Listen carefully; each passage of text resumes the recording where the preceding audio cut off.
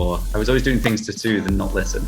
And unfortunately what happens is when you don't listen, you get punished. I got punished. And only when I started to address that stuff did I then start to chase my version of happiness, which then built my version of success. Like, what actually is at the bottom of this? What's the root? What's the narrative that's constantly playing, you know?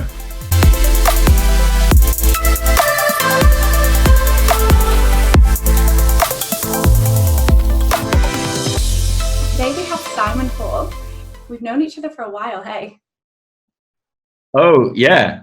I'm really excited because I don't know if you've thought about this, but I sat there before having a coffee and I was like, oh, I can swear on this, right? I'm going to swear on it. I was like, holy shit. I was like, I'm about to have I continually tell my story, like all the time. It's like story, which is cool. But I'm like, with you, you've actually been in my story through high school. So you actually knew the person, you know what I mean? So it's like, yeah, you knew the school version of me, so it's really quite funny. I said that thing, I was like, oh my god, that's awesome. Yeah, exactly. That's the part that I love so much about this as well. How much we've both grown since that version of us, and how we started in the same place and covered all corners of the world.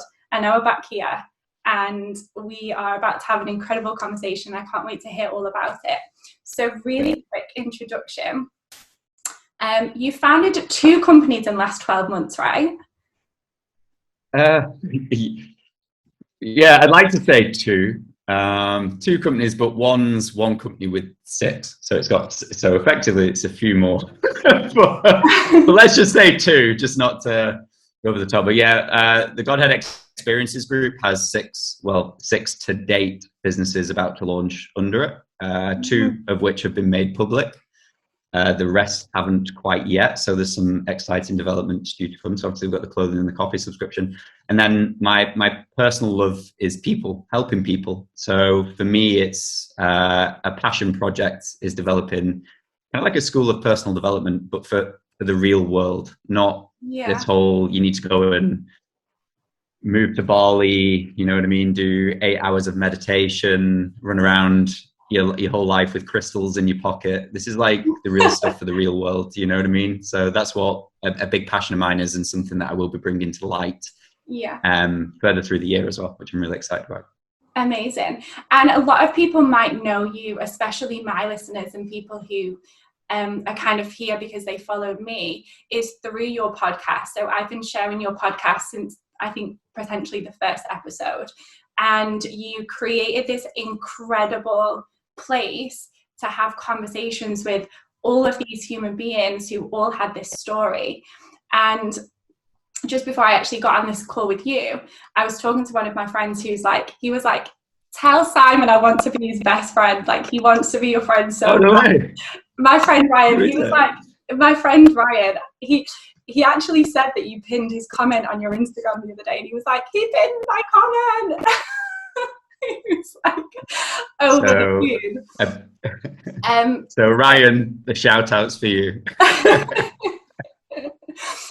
So I've been a huge fan of all of your work that you do online and in the online space. But I know that's just such a small part of who you are and what you do and your purpose.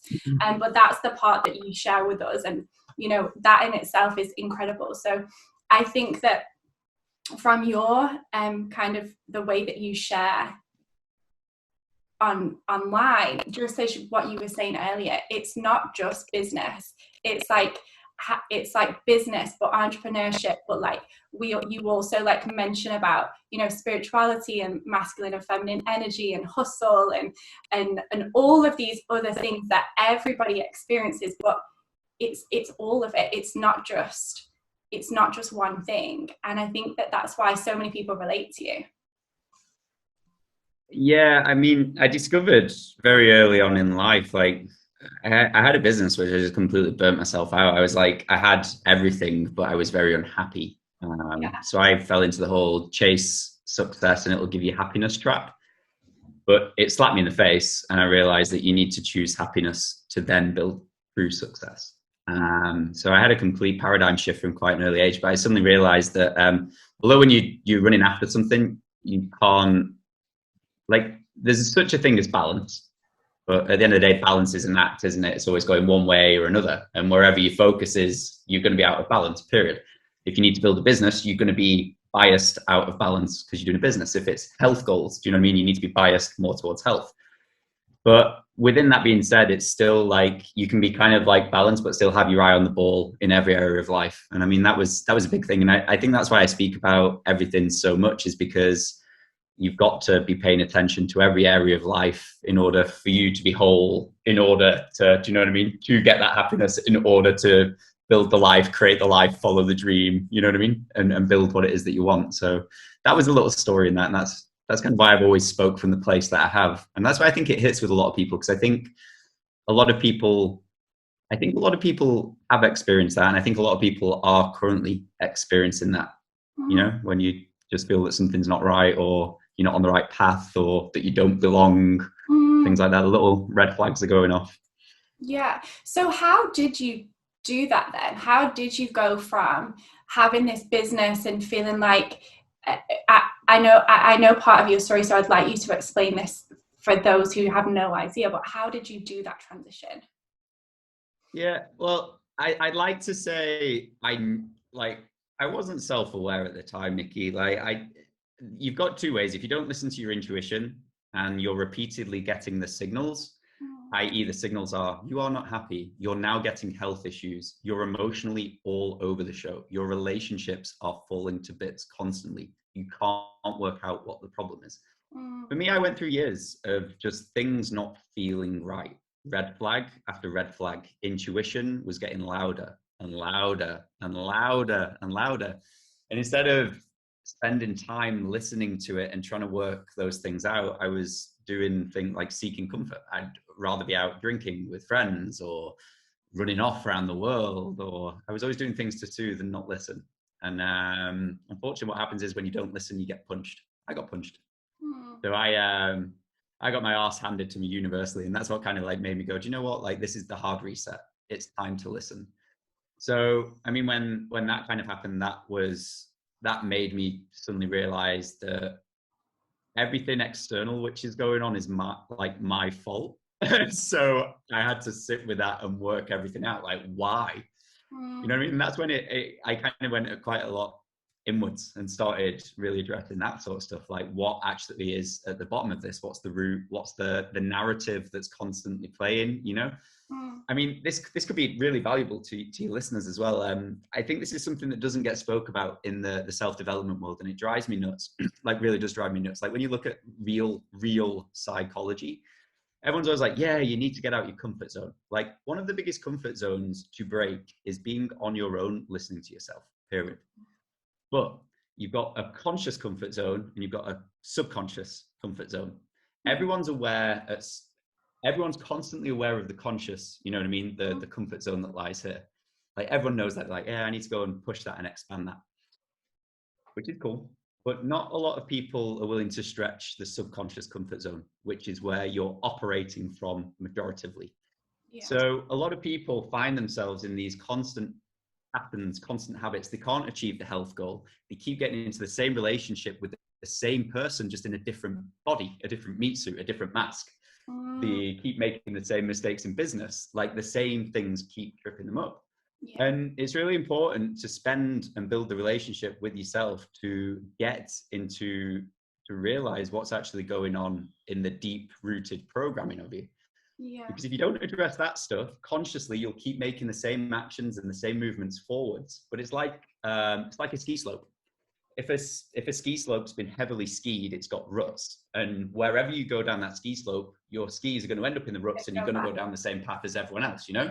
Yeah. So, like, when you start doing the work on the real deep stuff, and you start making yourself aware, and you start questioning, why does this keep happening? Why do I keep attracting these people? Why do I go to post the thing on social media and then panic and delete it? Why do I get really anxious in certain social environments? It's only when you start looking at that stuff can you crack the code and relayer the surface. And that was the thing. Like, I was operating from this comfortable area of consciousness, but like subconsciously, there was still a lot of things going on that needed work.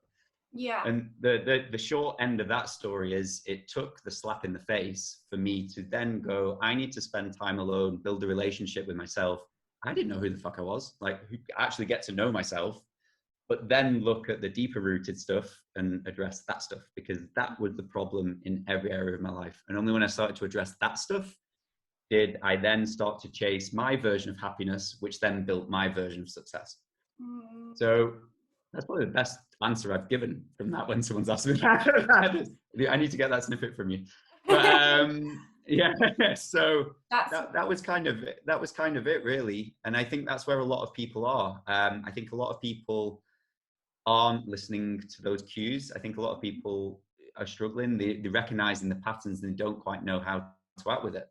But in order to break those requires one of humans' biggest fears: spending time on your own. Yeah. Being disciplined enough to look at what you're using as distractions.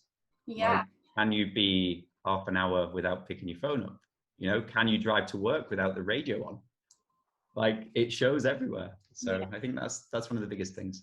That was from my own story anyway.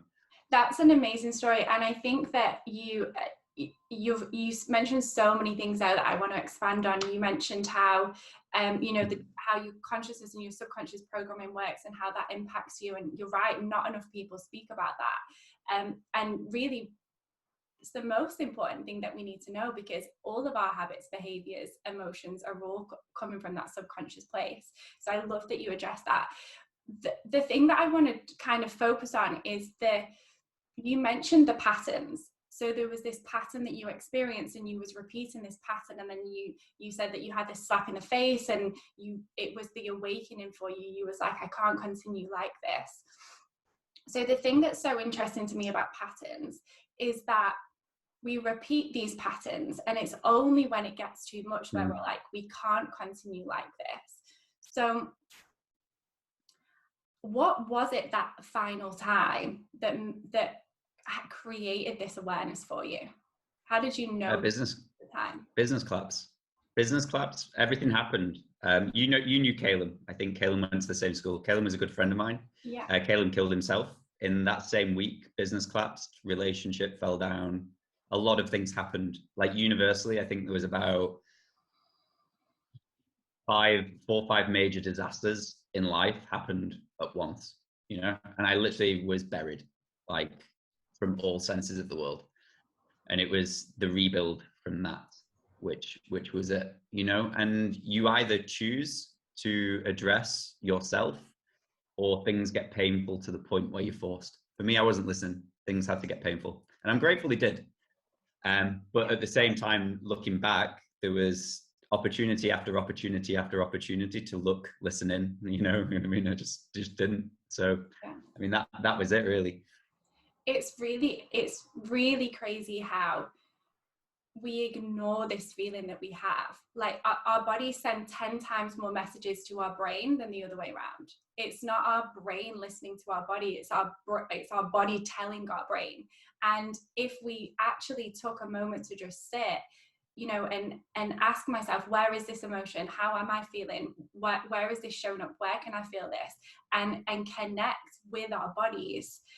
And like you said, go inwards and actually listen to the things that are showing up for us, instead of just suppressing and pushing back and avoiding and running away, like you said you was doing for so long. Like, how different would it be if we was taught that? How different would that have looked like for you if you was taught that? My question is, why are we not taught this in school?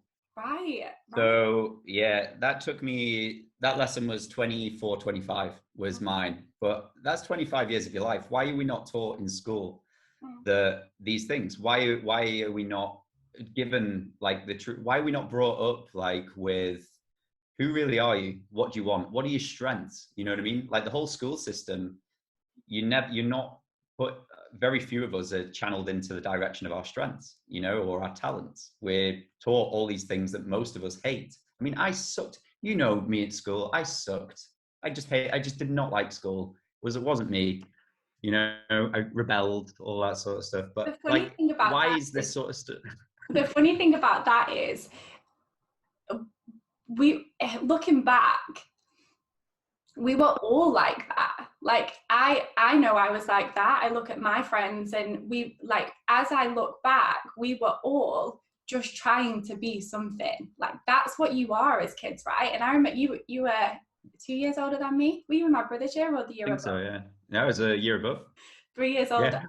And I remember, like, knowing you and thinking that you were like, we all almost like looked up to you, and like I feel like my brother did as well, because you were successful, you were athletic, you always had all these things going on, and you were someone that we looked up to. So that's just goes to show the mindset that we were all in at the time, that, you know, that was what we kind of looked at as what we all were striving to be, you know.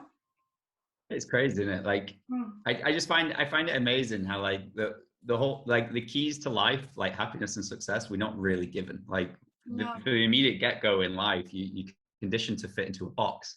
Society's constantly drilling down your neck that you're not good enough through marketing. Social media is rife now. I'm so grateful we didn't have that back when I was at school. My God, the amount of work to uncondition someone these days, like the future generation, man, that's going to be fun. But do you know what I mean? It's a crazy thing. Like, you taught to fit in a box, then you get to a position like where things just don't feel right, because the core of you, that your soul essence, hasn't yet found itself.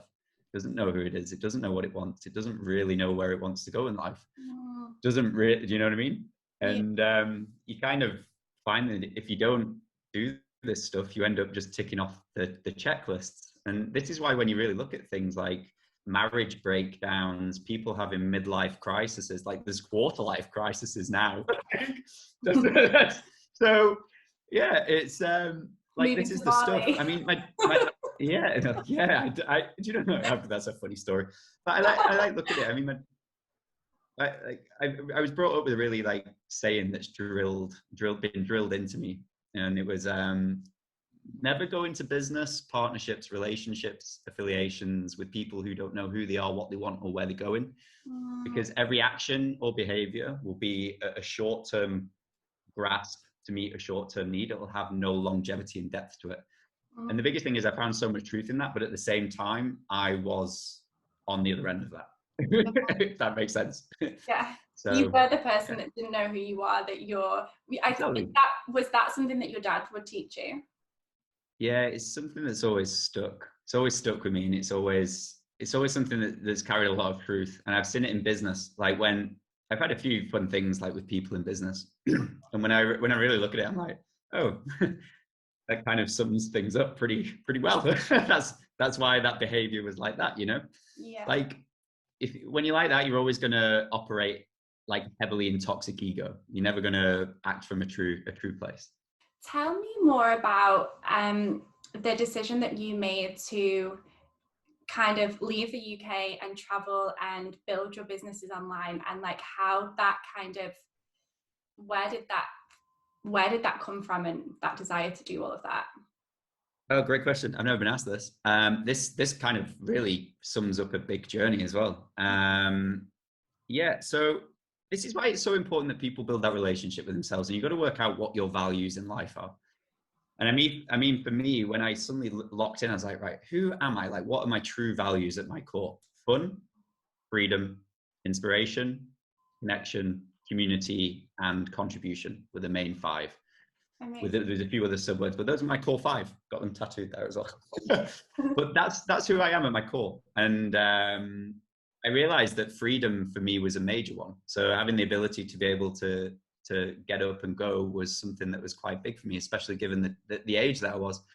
So that's when I kind of came to it, and I looked at, like, how do you become free? So, like, geographically free, time free, all that sort of stuff, which at the time wasn't really spoke about. I mean, there was only Tim Ferriss's book, The 4 Hour Work Week, which really discovered it. But it was like, how do you actually do that? Which is embracing the online world, embracing different forms of brands, you know. And this is what I love about the world. Like, right now, there's no excuse right now for freedom at all. Like, it's here.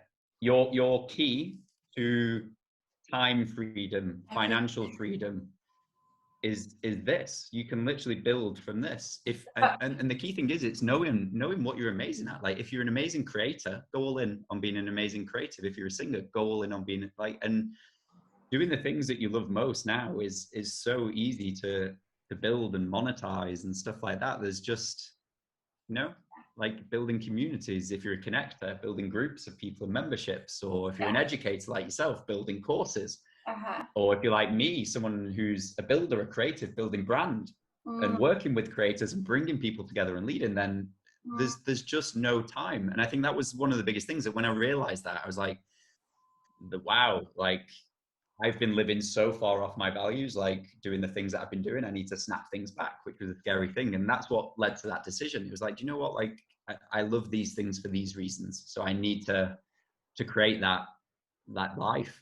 Really. And that's how it all came. It's amazing, and I love that you talk so much about values, because you mentioned earlier, that question, like, who are you without these stories? Who are you without these titles that society have given you and these boxes?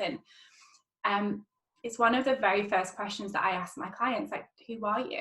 And they'll usually go, I'm a girlfriend, I'm a daughter, I'm from the UK, 28. The identity labels. Yeah, I'm like, okay, it's like detached. Yeah. Let's take away all of that. And I remember the very first coach that I had. I think I've told this story before, but I think I was around 21, maybe younger. I was about 21, and she asked me this question. And I burst into tears, because I was like, fuck, I don't know who I am. And I was like, I don't know how to answer that question without telling you what I do for work, without telling you where I was born, without telling you that I'm a girlfriend and I'm this and I'm that. Like, I don't know. And now I see it. Like, I remember having that coaching session, and it was this like awakening for me, where I was like, okay, like I need to explore this. And another huge thing that I deep dive into with my clients is going through values, and the amount of light bulb moments that my clients have, because we'll create these value statements, and I'll go, okay, so out of 5, how much are you in alignment with this value? And a lot of them will be like 0 out of 5, 1 out of 5. And I'm like, so if we worked on getting you to like 4 out of 5, 5 out of 5, do you feel like you might be more fulfilled? And they'll be like, yeah. I'm like, okay, well, that creates a stepping stone, then let's work on that. And so exactly what you've said there, I think that for any of our listeners is a huge takeaway. Like, who are you at your core, and what are your core values? Do you want to know a really big lesson, which will collapse a lot of things here? So when I was traveling, I ended up speaking to, who did I speak to? I went into a load of crazy things with some crazy spiritual people. But I speak to someone who's like, look, you keep using the word I. It's like, you do realize that I in Greek means ego. So when the Greeks say I, it's ego. So every statement that follows I is ego wants this, ego wants this. So the fun thing I asked was this, and then because that's what I'm sure it was Thailand. And they're like who really are you, or like what are you here for? And at the end of it, they chiseled the thing down to where the answer was here. I'm here, and that was it. There's no label, there's no identity, there's nothing tagged onto you. It's just you're here, and you're just like, it's like, because it's I don't need to do this. Do you know what I mean? So it was a really, really fun, it was a really profound moment. I was like, I'm Simon, I'm entrepreneur, you know what I mean? I do podcasts. And they're like, no. He kept chiseling it down, and that's what it came to. And I think Ramdas's word.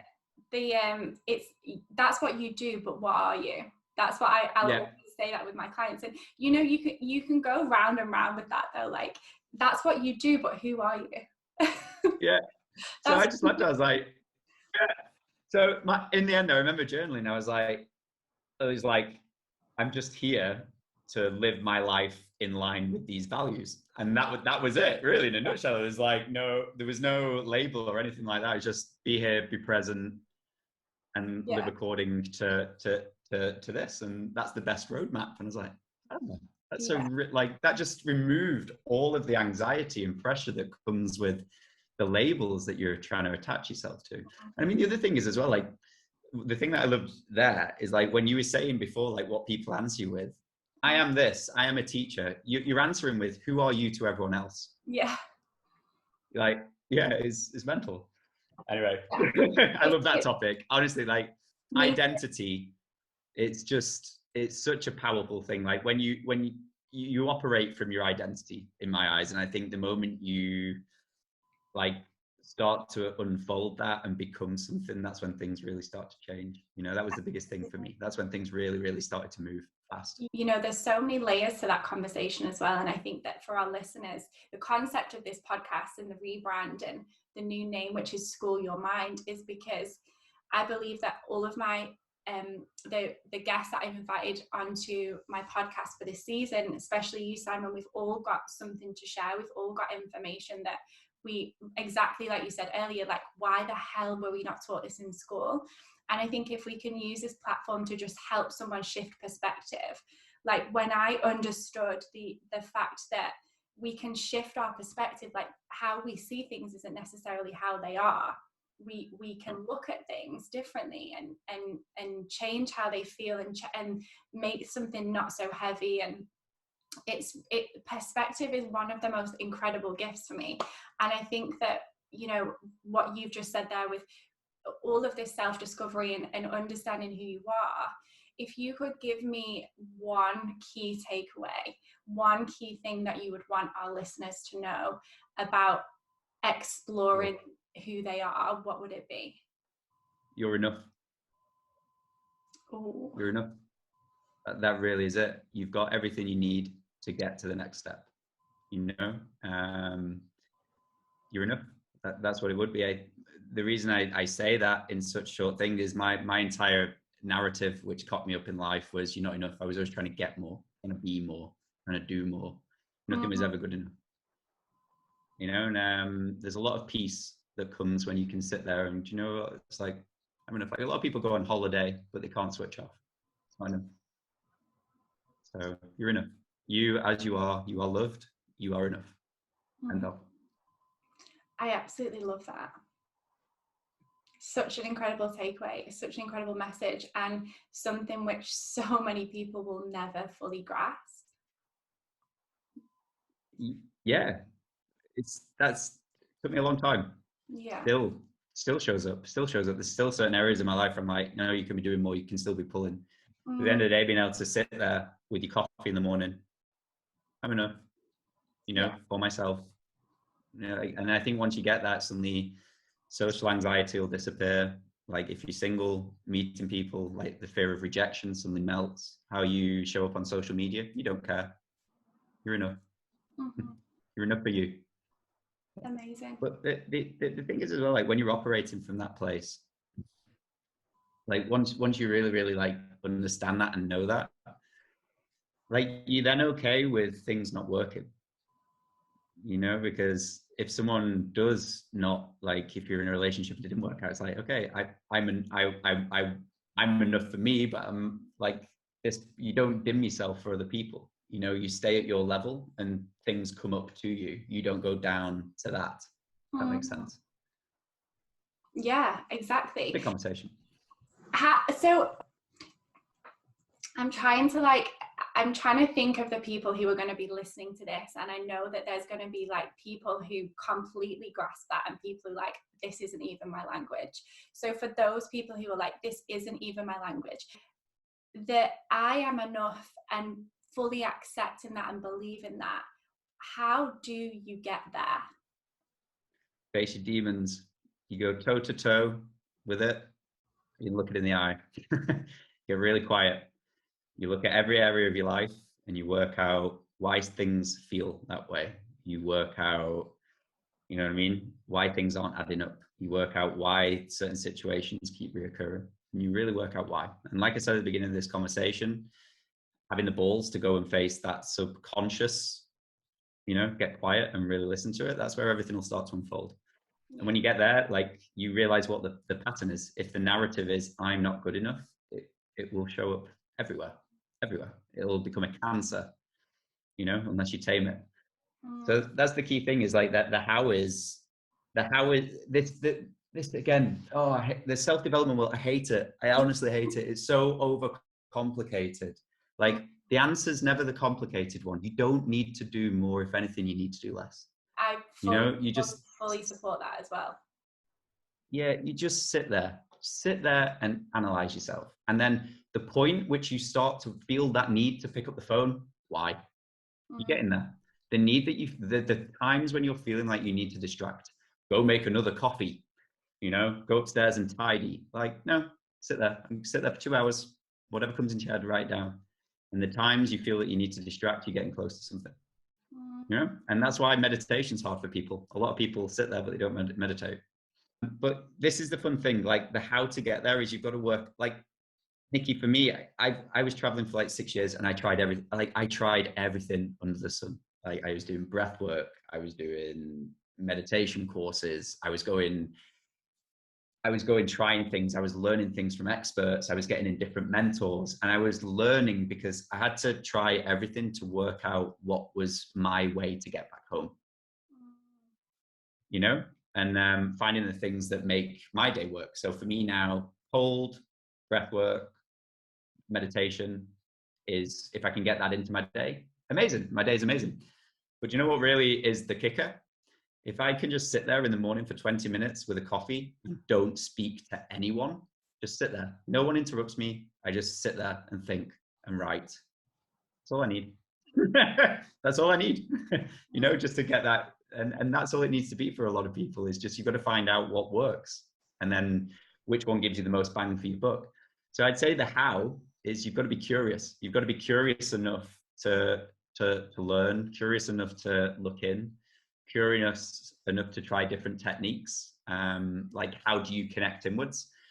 For me, I was an athlete from a young age, so movement, yoga and stuff like that was a big one. So anything where I was moving was really allowing me to get in. But then I didn't want to do that. I was like, why do I have to move to get closer? So I then went and got even more disciplined. It's like, no, you need to learn to sit the fuck still. Because like my energy's all, I'm like, you know what I mean? Like I'd run through a wall. So it's like, no, go and do what you're not good at. Sit still, get good at it. Sit still, close your eyes, no distractions, no nothing. Go and do that. That was really hard. It took me ages, like 2 years to actually get to meditate. Probably like no word of a lie. It's like the thing that you don't want to do the most is the thing that you need to do the most. It's the thing you need to go and face the most. And that's the thing in life. And I mean, Tim Ferriss always says it. It's hard decisions, easy life. Easy decisions, easy choices, hard life. Yeah. There's so much truth in that. So much. You know, I think that's, if I can break it down for people where it's a good enough thing, it's you are enough. At the end of the day, like find out what, like spend time on your own. You know what I mean? Don't be scared. Don't be scared, because like the thing is, once you start doing that, you'll be shown what's not working very quickly. Like certain things will pop into your life, and you're like, yeah. So there's a saying I love in business, which is you've got to be able to operate really quick 2 key turns: the key to turn something on and the key to turn something off. You know, the key to action, go. I've got to go. I've got to make this work. But then the key to know when something's not working, because so many of us hold on to this perception that's embedded in hope, and like something can be better if I just keep holding on, you know what I mean? And it's bollocks. It's not reality. So as soon as, you know what I mean, that key turns there to turn something off, let it go, move on to the next thing. I think that what you just said there is incredible. And I think that people will hear that information and relate to it in so many different ways. And you know, as you were speaking, I was thinking, we all have these things that we run to. We all have these distractions that we go to, whether it is sport, whether it's alcohol or drugs or sex or gambling or whatever it is that we're like escaping to. What you've just said there will resonate with so many people, because we all have these things, like all of us. And how does it feel knowing that the person that you were when you was a teenager, and all of that, or everything that you've gone through from that person who you were to now, like it's not been an easy ride. There's been a lot of pain there, but you've gone through all of that. How does it feel on the other side? Look, I'm not perfect. I still have bad days. Like I've gone through a bit of a bad period recently, you know? So, but I feel stronger. Like I feel very, very strong. I feel capable. I feel fearless in my actions. I feel like I've got a lot of courage. It's built me to a place where I trust myself. I trust my decisions. I'm happy to sit on my own. You know, I don't need to be around people. I've got strong boundaries. So it feels good because I know I'm operating from the right place. I know I'm doing the right things. I know I'm on the right path. But at the same time, I'm also very now aware when I'm not.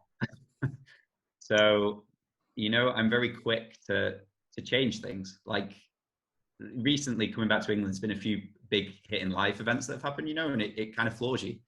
But I know I'm capable to get back, and like after every fall there's a massive bounce.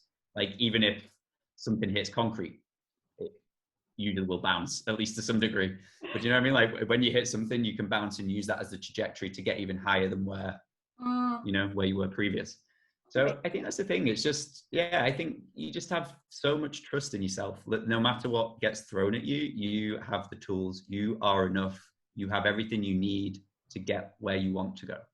Like to get happy. And it doesn't have to be big. You don't have to be chasing this bit like £1 billion business or anything like that. It could just be like just to get a little bit happier. It could just be like to find peace. You know, you don't have to be chasing these big courageous goals which are constantly being chased down. Like what's your version of life and what's your version of success? What's your version of happiness? Yeah. Like, and you've doing these things will give you the trust, the, you know what I mean, the courage, the boundaries to jump to those next levels. Yeah, and knowing that you deserve it, and knowing that you're worthy of having all of that you can think of and dream of. And even if it's like you said, it doesn't have to be this huge thing. It can just be small tweaks that you're worthy of because you deserve it. Yeah, I was had an amazing conversation with an ultra athlete. What country I was in. But I was speaking to him and I was like, how did this all start? And I was like, I presume you didn't just wake up and decide to run through 50 states of America in whatever, like 50 days. And I was like, oh, I just started off with wanting to run 1 mile, you know? And I was just like, oh shit, that's like, that hits. It's like his version of success at one point. Now this guy's the world leading endurance athlete, was just to run 1 mile, to get off the couch. Oh, even more, to put his shoes on. He was that lazy. It was just to put his shoes on. Like, then it was to put his shoes on, get out the door and walk. Then it was to put his shoes on, get out, then run 1 mile. Then it was 2 miles. And now it's huge endurance events all over the world. And I think so many of us look to this big vision of the future that we can't see the next rational smallest step. And it drives a lot of people up the wall. Like there's so many people out there at the minute that like want to be creatives. Like being a creative doesn't necessarily mean like if you're a singer, you need to immediately put your camera out and go live to all of your social media group. It could just be, you know, just to sit there and just sing on your own. Then it could be just to sing in front of someone. Then it could just be to sing in front of a stranger. Then and build your levels up. And because you'll always get feedback and information, you know what I mean, and it'll build your courage. And implement. Absolutely, I think that's amazing. Yeah. And it's that, you're so right with that 1% change every day is so much better than 100% overnight, and then you fall off by the next week. Yeah. Compound interest. Same in money, same in business, same in life. Little steps add up, and the more courageous you get, the bigger the steps become. Yeah. And I think this is what you were saying. At one point, I was very. I look back at some of the stuff, Nikki, like that used to really get like I suffered with anxiety for so like debilitating anxiety.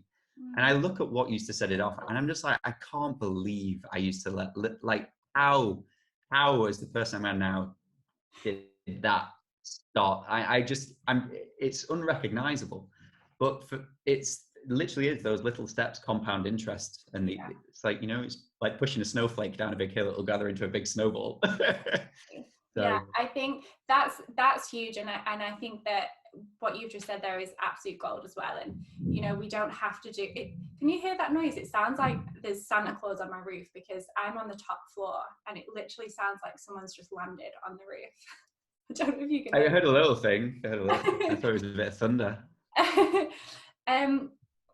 Yeah, I think that's absolutely gold. And there's an amazing analogy where, you know, when we're climbing up a mountain, we don't have to constantly stay fixated at the top of the mountain. If we watch where our feet go, we're more likely to not slip, trip, fall, go the wrong way. And occasionally just look back to the bottom of the mountain and we can observe how far we've come, but then just keep looking where our feet are going. And that's I've got that. right? I've got an incredible story on that. When we did that, when we raised a load of money for mental health, we ran up Kilimanjaro. And yeah, that happened to us on summit night. Me and Andy Naylor, we were dying. Like, I was 110 kilos. I'm currently 86, you know, so like it was considerable amount more. Andy's a big lad.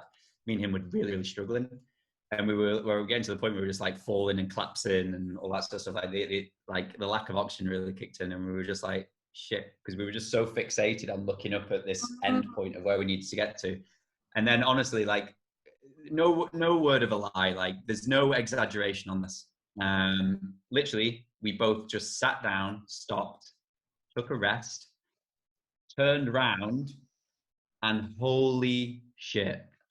First things first, 2 shooting stars, bang, bang, and then just this incredible trail of hundreds of people with torches on coming up. That it was and then obviously you can see the galaxy.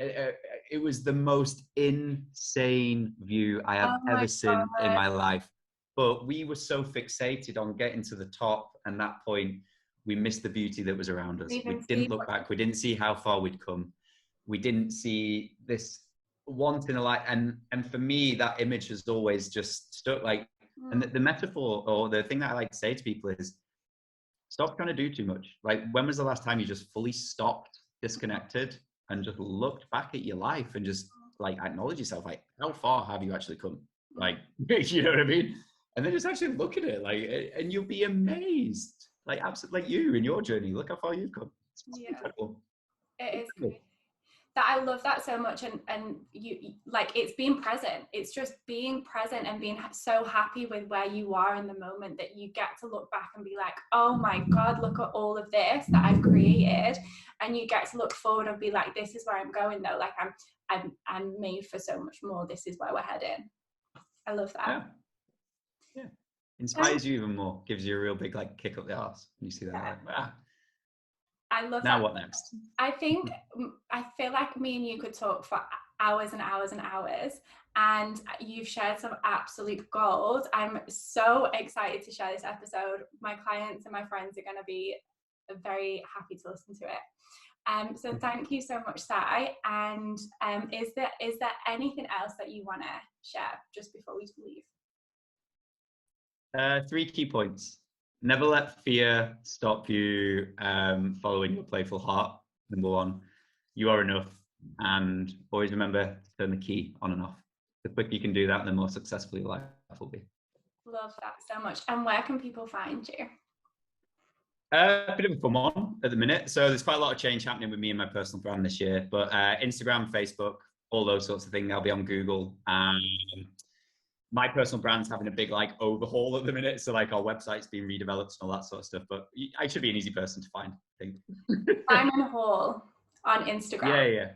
And I'd love to know if anyone's actually listened. Like, for those who have listened, I'd love to know if you just take a screenshot of the podcast and write what the takeaway that you personally got from it. I'd always love to know, and I'd love to connect with you. And also, I'm really proud of you. You've come so far. It's amazing. Thank you. You found a voice. You found your voice. I know. Do you know, I was looking at back through an old diary earlier, and there was so much stuff from when you did the 2-week boot camp last year. Was it around March or April last year? And I was reading back through my notes, and I was like, I remember being that person on that boot camp, listening to all of these incredible speakers, and like even that person writing those notes to who I am today is in like 100% different. Just trust the journey, because it happens. And you don't realize it's happening, but it is. Yeah, you're in control. You get to choose where it goes.